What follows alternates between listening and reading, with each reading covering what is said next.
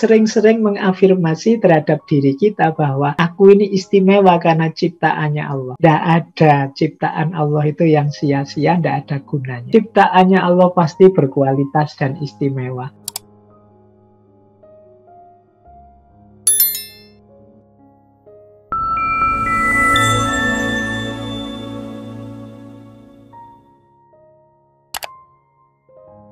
Assalamualaikum warahmatullahi wabarakatuh. Bismillahirrahmanirrahim. Kalau ini sudah tips and triknya. Yang pertama, untuk kita bisa mencintai diri. Jadilah pribadi yang memaafkan. Termasuk memaafkan diri kita sendiri. Lupakan masa lalu.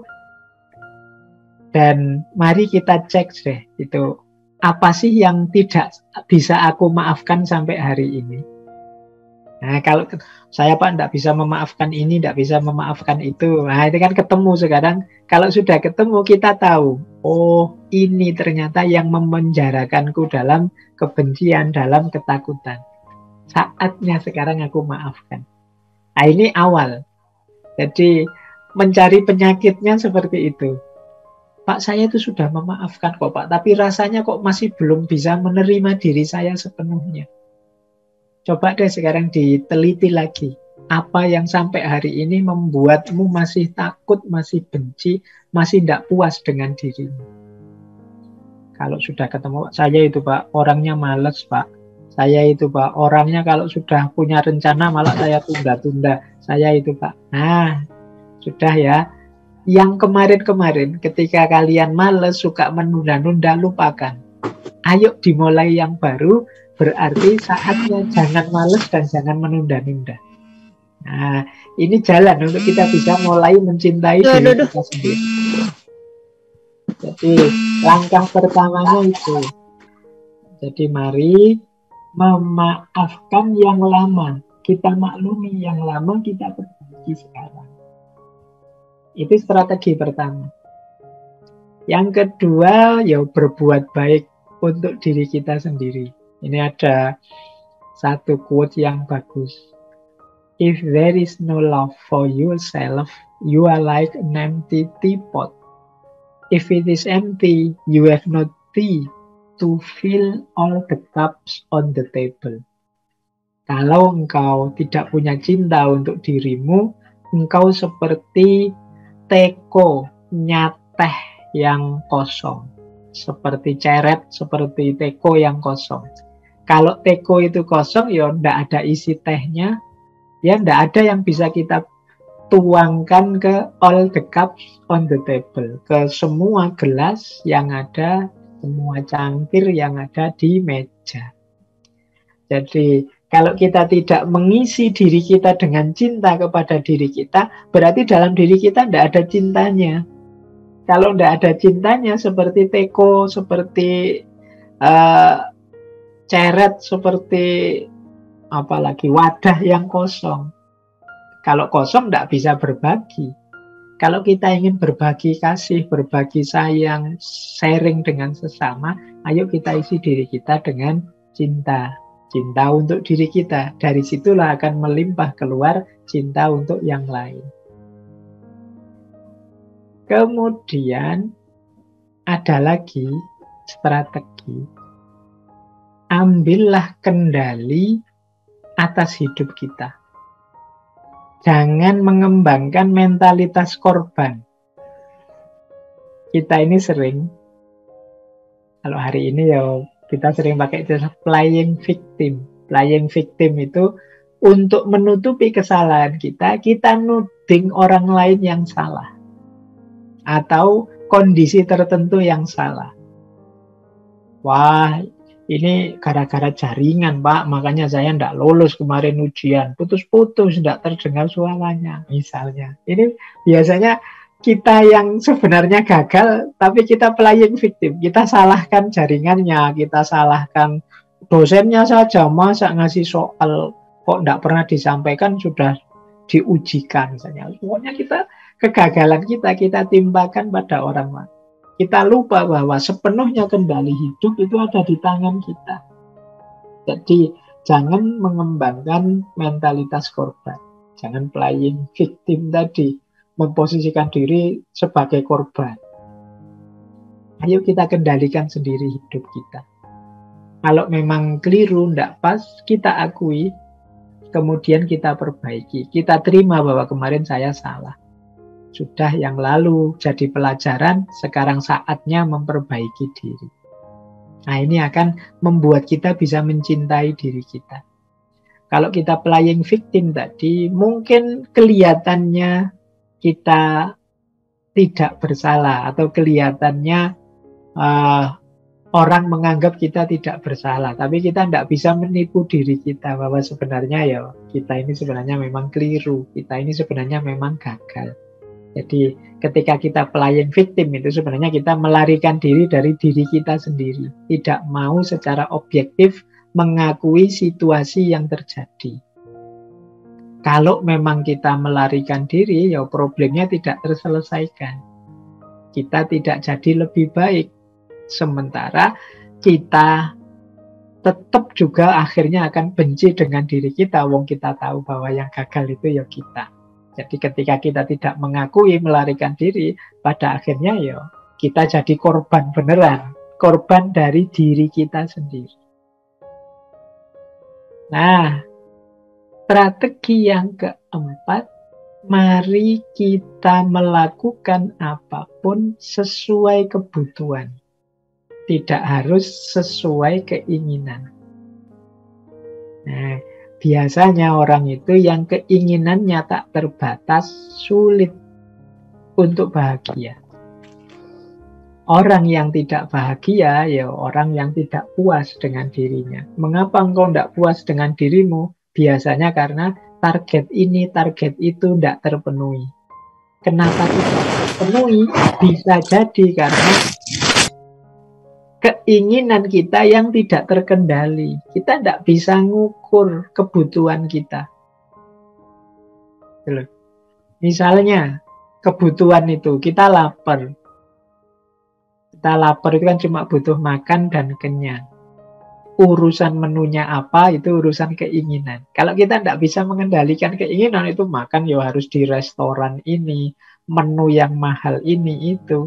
Sementara harusnya kalau memenuhi kebutuhan itu di angkringan saja ya cukup. Pakai nasi kucing saja ya sudah bisa kenyang. 2 bungkus, 3 bungkus itu sudah kenyang itu pakai nasi kucing. Tapi kan kita tidak sekedar mengejar kebutuhan, mengejar keinginan.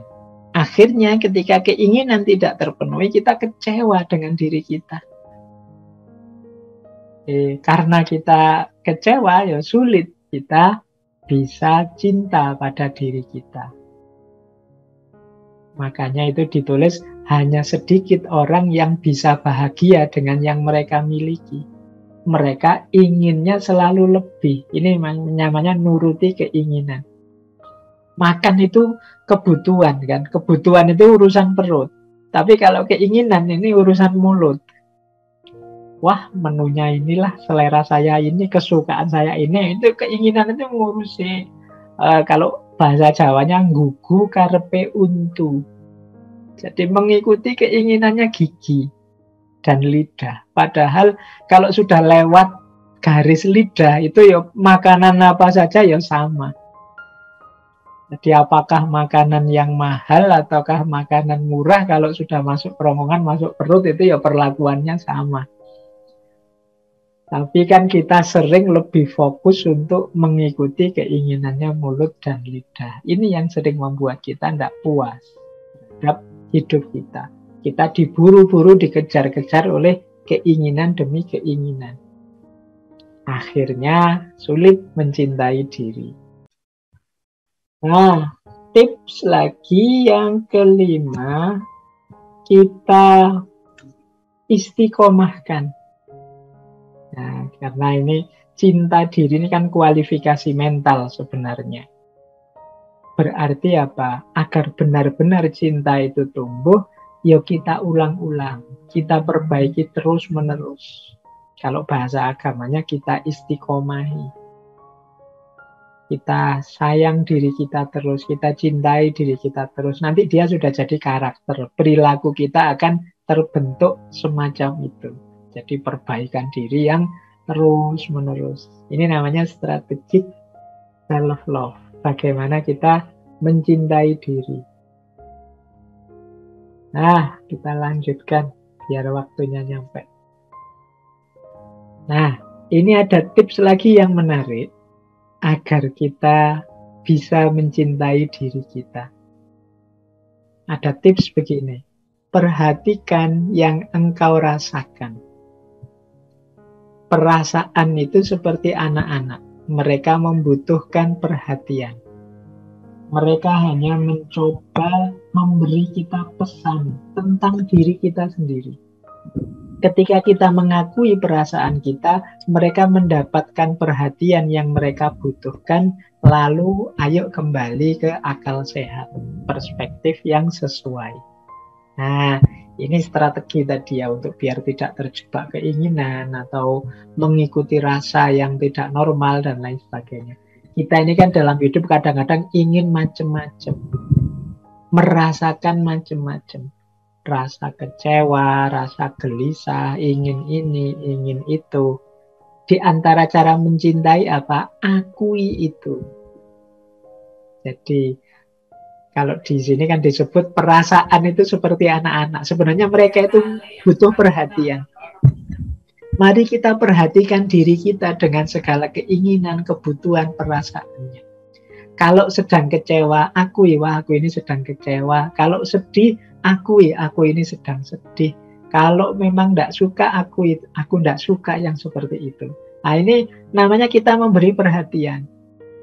Kita akui, kita perhatikan kondisi objektif diri kita.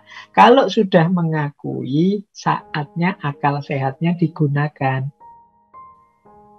Aku tidak suka sama Pak Guru itu kalau menjelaskan ruwet misalnya. Nah, kita akui ketidaksukaan kita. Tapi setelah itu, yuk kembali ke akal sehat.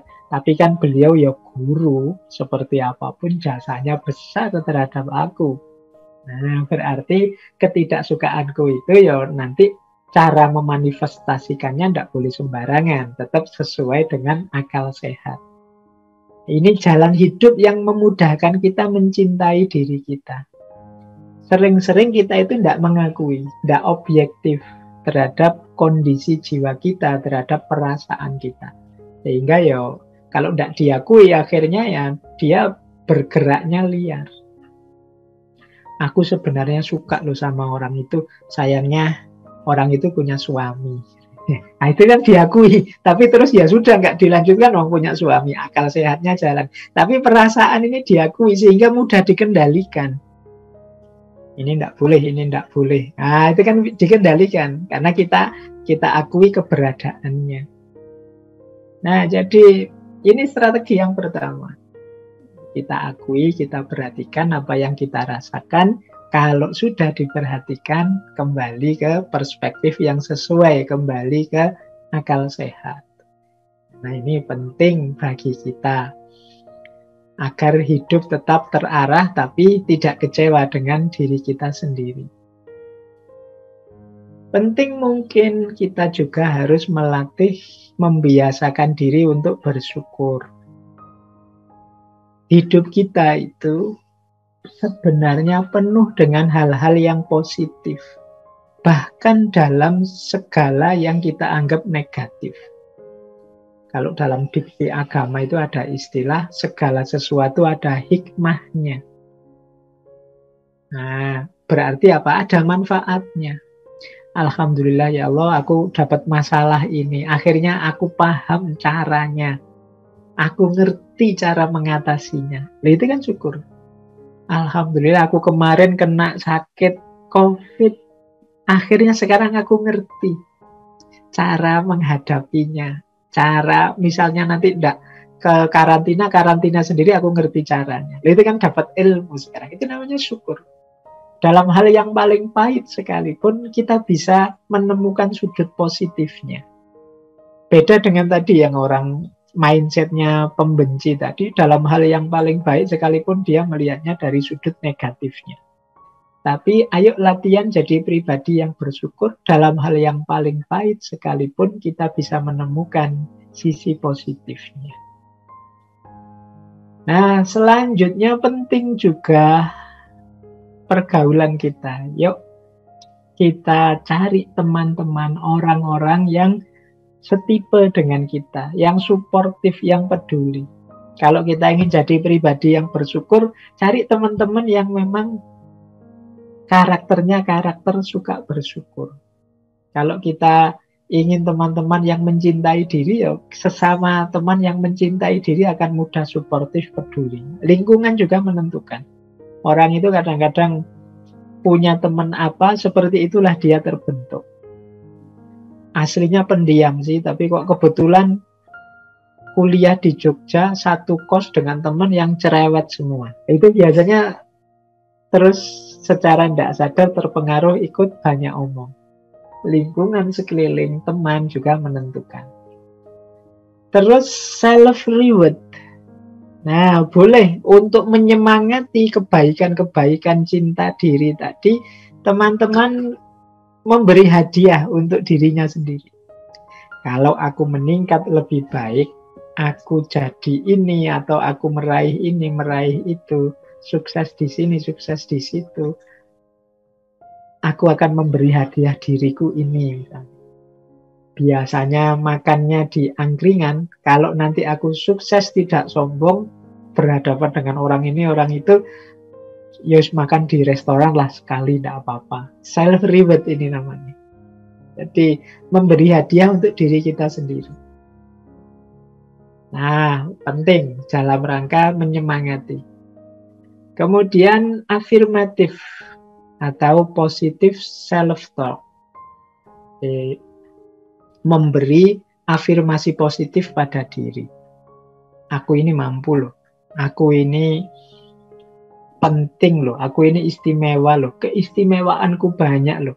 Aku ini, nah ini namanya positive self-talk. Kita itu kan sering ngobrol dengan diri kita sendiri. Sadar atau tidak sadar. Ada yang dibunyikan, ada yang tidak. Mungkin ada teman itu yang suka geruneng ngomong sendiri, itu kan self-talk namanya. Nah, yuk sering-sering self-talk yang positif. Kalau tidak terkontrol nanti self-talknya negatif. Kalau self-talknya negatif, ya berpengaruh terhadap diri yang negatif. Jadi kan kita dalam hidup sehari-hari ini kan mengalami macam-macam peristiwa. Biasanya terus komen. Komen itu ya gerundeng sendiri, mengucapkan sesuatu sendiri. Nah, usahakan sifatnya selalu positif. Positif self-talk. Nanti kita ada beberapa contoh untuk positif self-talk. Baik.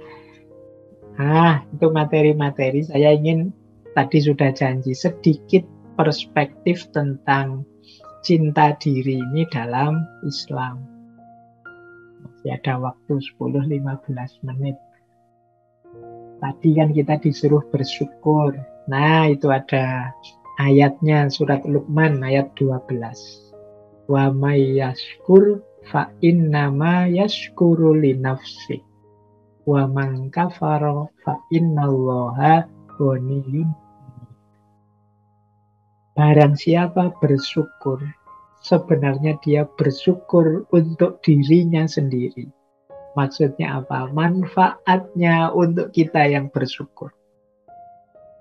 Ini kalau pakai bahasa Indonesia, barang siapa berterima kasih, itu sebenarnya manfaatnya untuk yang mengucapkan terima kasih, bukan untuk yang diberi terima kasih. Ya, yang kalau konteksnya ayat ini ya kepada Allah. Ya seperti saya bilang tadi, efeknya syukur yang nomor satu itu berarti adalah kepuasan kita terhadap hidup. Kalau kita puas terhadap hidup kita, kan kita bahagia.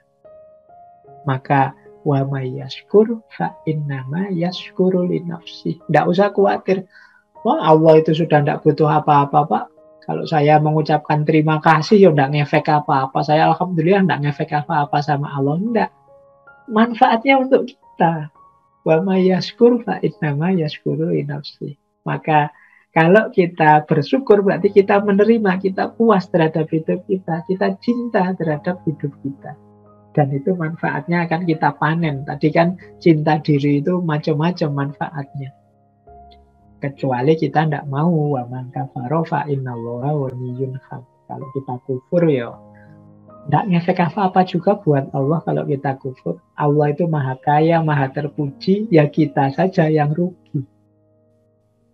Ini maksudnya ayat ini. Nah, ada hadis ini yang sering sekali dikutip. La yu'minu ahadukum hatta yuhibba li akhihi ma yuhibba li nafsihi. Ma yuhibbu li nafsihi.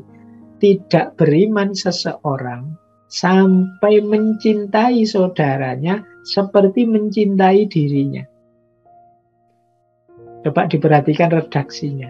Ini kan jelas dari hadis ini sebenarnya yang kita dulukan apa? Mencintai diri. Sebelumnya kita sudah mencintai diri kita. Tapi tidak sempurna keimanan kalau kita juga tidak mencintai saudara-saudara kita, sesama kita. Jadi bagi saya hadis ini ya perintah untuk kita mencintai diri dan mencintai yang lain. Kalau kita bisa mencintai yang lain sedalam seperti kita mencintai diri kita sendiri, itulah keimanan. Jadi la yu'minu ahadukum hatta yuhibba li akhihi ma yuhibbu li nafsihi. Ini Bukhari Muslim. Jadi kalau ada yang tanya tadi, Pak, tema self love itu tema umum kan, Mbak? Ya enggak, ya dalam agama juga sangat dianjurkan kita mencintai diri kita sendiri. Yang pertama itu bisa masuk ke bab syukur, yang kedua bisa masuk ke bab cinta pada sesama. Karena cinta pada sesama itu diawali dari cinta kita pada diri kita sendiri. Nah, ini lanjutannya. Kalau ini secara filosofisnya, hubungannya hakikat manusia dengan cinta diri. Dulu teman-teman mungkin ada sesi ngaji filsafat yang judulnya fitrah. Fitrahnya manusia itu kan 5 ini. Manusia itu makhluk, kemudian mukarram, kemudian mukallaf, kemudian mukhayyar, dan yang terakhir majzi. Makhluk itu berarti hakikat kita ini hanya ciptaan. Kita tidak mengadakan diri kita sendiri, kita ini diadakan. Tapi kita juga mukarram. Kita ini sangat dimuliakan. Kita ini ahsanut takwim. Allah sangat cinta, sangat bangga pada kita. Begitu kita diciptakan, kita dibanggakan di depan para malaikat, bahkan nanti semuanya disuruh sujud pada kita. Kita ini mukarram. Tapi manusia ini dengan segala keistimewaannya punya amanah, punya tugas tanggung jawab. Nah, kita juga mukallaf. Kita ini punya tugas untuk beribadah dan juga menjadi khalifah. Wa ma khalaqtul jinna wal insa liya'budun inni ja'ilun fil ardi khalifah. Ini kan 2 ayat yang menunjukkan taklif kita, tanggung jawab tugas kita. Menyembah Allah dan mengkhalifahi alam semesta. Nah, untuk kita menjalankan tugas, ini Allah memberi banyak sekali potensi, banyak sekali kemampuan, bahkan kemampuan apapun diberikan oleh Allah pada kita, yang kalau kita salah milih kemampuan-kemampuan ini, tugas tidak akan tertunaikan. Kita punya daya pilih, mukhayyar. Kita itu ingin bohong bisa, ingin jujur juga bisa. Kita ingin patuh bisa, kita kufur juga bisa. Ini namanya daya pilih, mukhayyar. Hanya manusia yang dianugerahi ini. Malaikat pun tidak. Setan pun tidak. Manusia yang bisa milih. Mau jadi seperti malaikat atau jadi seperti setan ya bisa. bahkan jadi seperti binatang bisa, bahkan lebih rendah dari binatang, asfala safilin ya bisa. Ini namanya mukhayyar. Dan jangan lupa, pilihan-pilihan kita akan kita tanggung sendiri akibatnya. Itu namanya majzi. Ada balasan. Jadi, fama ya'mal miskola dzarratin khairan yarah wa ma ya'mal miskola dzarratin syarran yarah. Kalau kita melakukan kebaikan sekecil apapun, kita akan melihat hasilnya. Demikian juga kalau kita melakukan keburukan, kita akan melihat hasilnya. Nah, sehubungan dengan cinta diri tadi, ini masing-masing ya ada hubungannya. Status kita, hakikat kita sebagai makhluk itu nanti berhubungan dengan cinta diri bagian self-awareness, kesadaran diri. Kita harus sadar bahwa kita ini hanya ciptaan, hanya makhluk. Maka jangan sombong, kita itu bukan yang ada sendiri, bukan yang sempurna. Keberadaan kita tergantung pada Allah. Nah, ini status kita sebagai makhluk ini berhubungan dengan kesadaran diri. Status kita yang oleh Allah dimuliakan, mukarram, itu berhubungan dengan self-esteem, kebanggaan diri. Alhamdulillah Allah ini memuliakan kita manusia. Kita punya banyak keistimewaan. Ini namanya self-esteem. Yang ketiga, status kita sebagai mukallaf, ada taklif, sebagai hambanya, sebagai khalifahnya, berhubungan dengan aspek cinta diri tadi, yaitu self-confidence, percaya diri. Jadi aku sanggup, punya daya, diberi Allah kemampuan menjalankan kewajiban. Status manusia sebagai mukhayyar memerlukan self-care, kepedulian. Jangan asal dalam hidup ini. Pilihan-pilihan kita harus tepat. Jangan sampai salah pilih.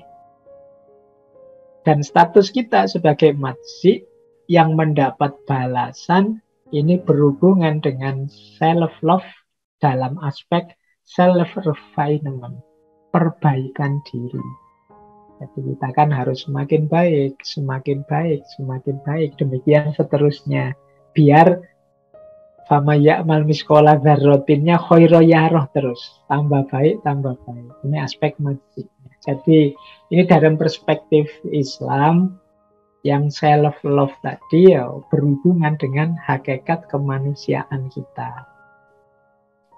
Baik, masih ada 5 menitan ya.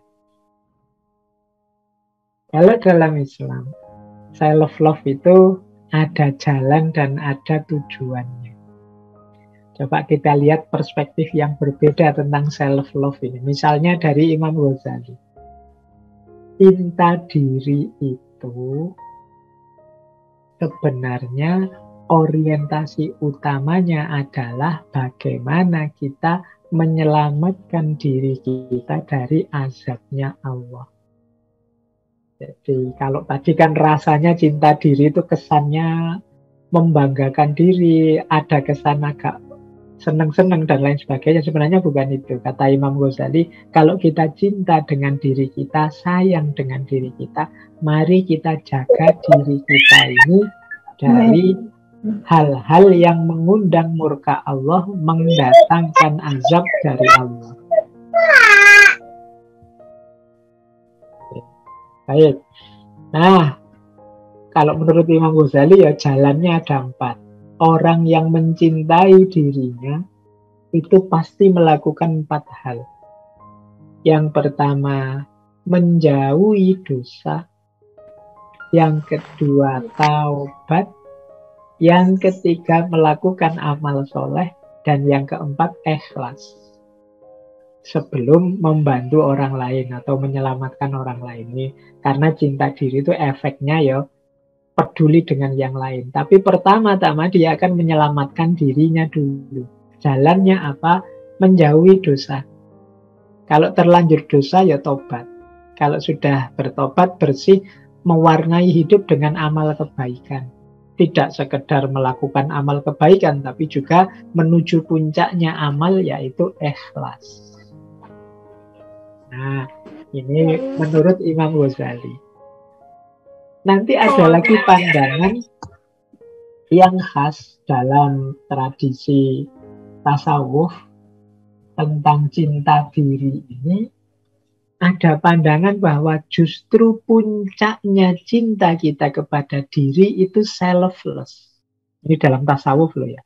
Selfless itu pusat perhatian kita justru tidak pada diri kita, tapi kepada Allah. Selfless itu berarti kalau diterjemahkan letterlek seperti tanpa diri. Bukan selfish ya, kalau selfish itu egois. Selfless itu kita tidak lagi fokus pada diri kita, tapi fokusnya pada Allah. Ketika kita fokus pada Allah, berarti kita ingin mencari ridhonya Allah, otomatis nanti kita akan mencintai diri kita.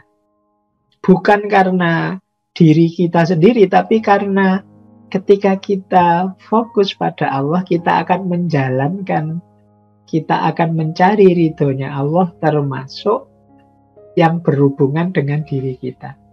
Allah itu sangat sayang pada kita. Allah itu mencintai kita. Allah memerintahkan kita untuk memperhatikan diri kita. Maka kita lakukan itu. Jadi cinta diri ini kalau dalam tasawuf itu jadi efek. Jadi lanjutan dari kecintaan kita kepada Allah. Karena kita cinta pada Allah, maka kita cintai diri kita. Karena diri kita ini adalah amanat juga dari Allah. Jadi cinta diri kita ikut tumbuh ketika kita mencintai Allah. Nah, ini perspektif yang khas dari dunia tasawuf. Mungkin lain waktu kita bisa lebih memperdalam ini, karena banyak isu-isu tasawuf yang menarik. Termasuk dalam hal self-love ini.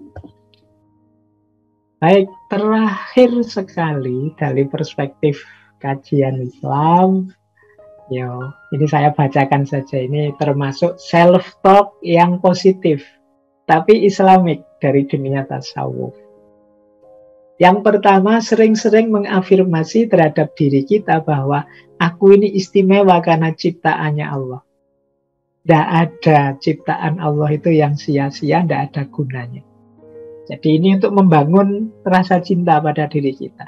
Kita ini makhluknya Allah dan ciptaannya Allah pasti berkualitas dan istimewa. Tidak ada yang sia-sia.